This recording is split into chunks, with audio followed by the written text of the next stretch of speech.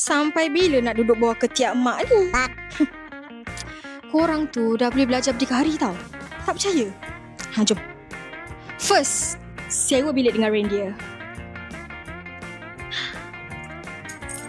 Second, tak payah nak beli barang itu ini. Bilik sewa reindeer semua dah komplit. Sama macam bilik dekat rumah korang juga. Biasanya tak ada family lah.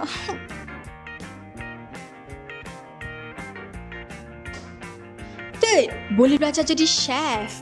Alah, tengok je lah resepi Karo Amin ke, 2 minit satu resepi Cik Sayang ke.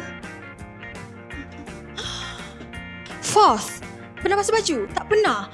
Baju masukkan, tutup, tekan-tekan, settle. Belajar membasuh, nanti nak kahwin pun senang. Next, kalau ada benda rosak, jangan risau, contact je tim reindeer, nanti diorang datang repairkan. Hello, apa ni rosak lah? Next, korang yang introvert tu boleh-bolehlah belajar bergaul. Jangan risau, tenant reindeer ni semua baik-baik. Dah kena filter dah. Cukup bulan korang dapat minum baru. Last, dah ready nak berdikari? Kalau dah ready, DM reindeer sekarang.